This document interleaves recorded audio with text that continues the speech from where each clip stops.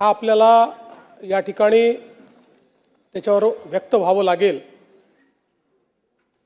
खरं म्हणजे सहज बाजूला नजर गेली तर नेहमीच खुर्चीत दादा असायचे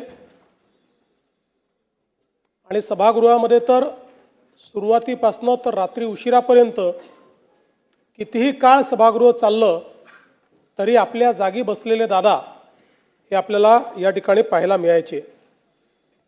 आज दुर्दैवाने ते आपल्यामध्ये नाहीत, याची निश्चितपणे खंत आहे।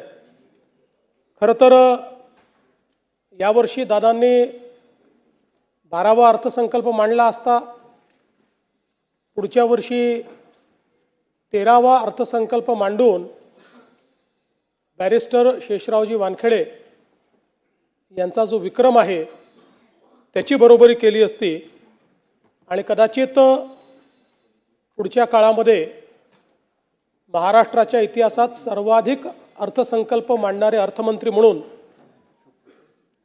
दादांचं या ठिकाणी कार्य राहिलं असतं। पण अचानकपणे दादा आपल्यातनं निघून गेले आणि यावेळी हा अर्थसंकल्प मांडण्याची जबाबदारी या ठिकाणी माझ्यावर आली। खरं म्हणजे अर्थसंकल्पाच्या संदर्भात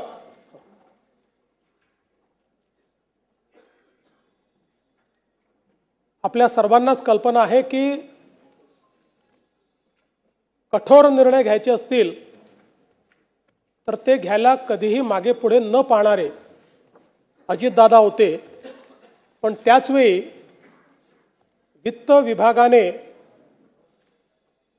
लाडकी बहीण योजनेचा भार हा अर्थसंकल्पावर फार मोठ्या प्रमाणात पडेल आणि म्हणून याचा पुनर्विचार करावा असं सुचवल्यानंतर देखील त्या ठिकाणी ठामपणे निर्णय घेऊन तो विषय मंत्रिमंडळापुढे आणण्याचं काम करणारे देखील अजितदादा होते।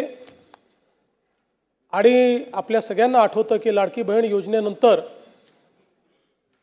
अजितदादांनी गुलाबी जॅकेट घालणं सुरू केलं होतं आणि आम्हालाही सगळ्यांना ते जॅकेट घालायला लावलं होतं।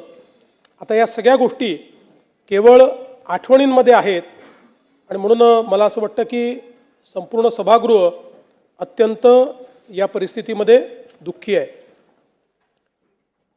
खरं तर अशा प्रकारचा प्रस्ताव मांडणं एक घटनात्मक जबाबदारी देखील आहे, पण मला असं वाटतं की माझ्याकरता एक अत्यंत भावनिक अशा प्रकारचा देखील हा प्रसंग आहे। महाकवी भास यांचं एक नाटक आहे स्वप्न वासवदत्त, आपल्याला माहिती आहे त्यातला एक संस्कृत श्लोक आहे, काष्ट गतो ही पावका काय दहती मित्र शोकस्तु हृदयमस्तीच दहती। याचा अर्थ असा आहे की लाकूड जळते तेव्हा तो अग्नी केवळ शरीर जाळतो, पण मित्रशोक हा हृदय आणि अस्थिलाही अर्थात आपल्या अंतस्थ आत्म्यालाही जाळतो। अजितदादांसारख्या एका सच्च्या मित्राचा सहप्रवासाचा असा मृत्यू होणं ही खरं म्हणजे केवळ राजकीय हानी नाही तर आपल्या सर्वांच्याच अंतःकरणाला प्रचंड वेदना देणारी अशा प्रकारची बाब आहे।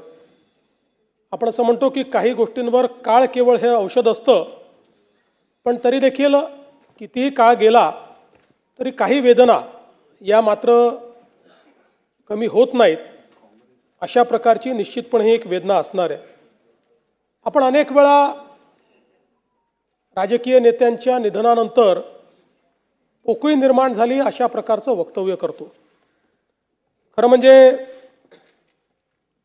ज्यावेळी एखादा ज्येष्ठ नेता आपल्यातनं ते निघून जातात, अनेक वर्ष त्यांनी काम केलेलं असतं, त्यावेळी त्यांच्या निधनाने त्यांची कमतरता जाणवते, ती पोकळी नसते। पण ज्यावेळी अजितदादांसारखा एक व्यक्ती जो राजकीय क्षेत्रामध्ये स्थिरावलेला आहे आणि म्हणून मला असं वाटतं की खऱ्या अर्थानं त्यांचं अकस्मात निधन हा आपल्या सर्वांकरता एक धक्का देखील त्या ठिकाणी आहेच। खरं म्हणजे मंत्रिमंडळाच्या बैठकांमध्ये जनतेमध्ये जात असताना प्रसार माध्यमांमध्ये जाहीर कार्यक्रमांमध्ये अधिवेशन चालू झाल्यानंतर अजितदादांचं अस्तित्व हे सगळीकडे ठळकपणे जाणवायचं. कारण आपल्याला कल्पना आहे की प्रत्येक गोष्ट ही शिस्तीत झाली पाहिजे अशा पद्धतीनं सातत्याने अजितदादांचं त्या ठिकाणी म्हणणं असायचं. आणि सकाळी 6 वाजल्यापासून काम करणारा नेता अशा पद्धतीनं त्यांची ख्याती होती. कार्यमग्नता जीवन व्हावे, मृत्यू हीच विश्रांती, हे काव्यवचन खरं म्हणजे अजितदादांच्या जीवनाकडे आपण बघितलं तर आपल्याला ते सत्य वाटतं. कारण अखंड जीवनामध्ये कार्यमग्न असलेले अजितदादा, प्रत्येक क्षणाचा नीट उपयोग करणारे अजितदादा, कुठलीही गोष्ट नियोजन केल्याशिवाय न करणारे अजितदादा, या सगळ्या गोष्टी मला असं वाटतं की राजकारणामध्ये खूप विरळ आपल्याला पाहायला मिळतात. खरं तर त्यांचा आणि आमचा दोघांचाही जन्म 22 जुलैचा. दादा माझ्यापेक्षा 11 वर्ष मोठे होते, खऱ्या अर्थानं माझे दादाच होते. आणि मला असं वाटतं की गेल्या जवळपास 1 दशकापेक्षा जास्त काळ, ते तर सोबत कदाचित उशिरा आले आमच्या, पण 1 दशकापेक्षा जास्त काळ अतिशय आमची जवळीक होती, अतिशय चांगली मैत्री होती. त्याच्या आधी देखील आमची, कारण मी 99 साली आलो, त्यानंतर दादांची ओळख झाली, संबंध आणले. पण मी असं म्हणेन की साधारण 2014 नंतर एक भावनिक नातं हे दादांशी तयार झालं. मी अनेक वेळा माझ्या मुलाखतीत म्हणायचो की राष्ट्रवादी काँग्रेस आमचं स्ट्रॅटेजिक पार्टनर आहे. पण त्याचवेळी माझ्या मनात मात्र मला हे पक्कं माहिती होतं की अजितदादा हे काही स्ट्रॅटेजिक पार्टनर नाही आहेत, तर अंतःकरणातनं आपल्यावर प्रेम करणारा अशा प्रकारचा आपला मित्र म्हणून खरं म्हणजे अजितदादांकडे मी बघितलं आणि त्यांनीही माझ्याकडे त्याच पद्धतीनं बघितलं. आणि जीवनभर मला असं वाटतं की आमचं ते नातं त्यांच्या अंतिम दिवसापर्यंत कायम होतं. मला आजही आठवतं की 27 जानेवारी 2026ला मंत्रिमंडळाची बैठक झाली, त्यानंतर पायाभूत सुविधांची बैठक झाली. त्याही बैठकीमध्ये अजितदादांनी आपल्या नेहमीच्या सिग्नेचर पद्धतीने सगळ्यांना, जे अधिकारी होते त्यांना विचारलं की मी आज सकाळी माहिती घेतली आहे आणि ज्या प्रकारे कॅपिटल एक्सपेंडिचरमध्ये ग्रॉस व्हॅल्यू ॲडिशन काही राज्यांमध्ये होतं तेवढं आपल्या राज्यात का होत नाही, या संदर्भात तुम्ही काय कारवाई करणार आहात. आणि मग अधिकाऱ्यांनी सांगितलं कॉस्ट ओव्हररन कसे होतात, प्रोजेक्ट्स कसे डिले होतात, त्याच्यामुळे ग्रॉस व्हॅल्यू ॲडिशन का होत नाही.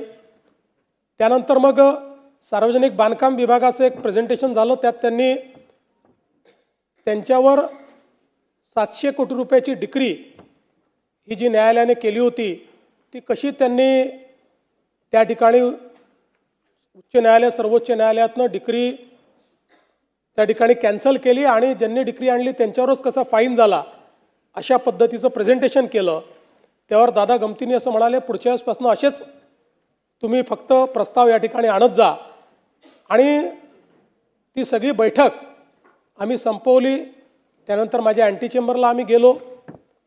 दादांचं काम हे 10-15 मिनिटाचं असायचं, त्याच्यावर नाही. दादांची एक सवय होती, कुठलंही काम हे त्यांच्या कागदावर लिहिलेलं असायचं.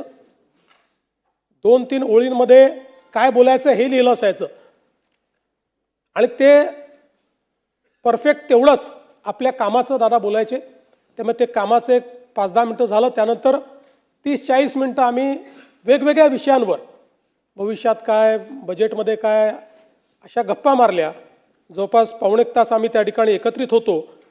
आणि त्यानंतर दादा त्या ठिकाणून गेले. त्यावेळेस खरं म्हणजे ही पुसटशीही कल्पना नव्हती की कदाचित तीच आपली शेवटची भेट ही दादांशी ठरेल. आणि दुर्दैवाने तसंच झालेलं आपल्याला पाहायला मिळालं. ही अपघाताची बातमी ज्यावेळेस आली त्यावेळेस पहिल्यांदा मनाने असं म्हटलं की ठीक आहे, अपघात झाला असेल पण अपेक्षा करूया काही झालं नसेल. पण लगेच दुसरी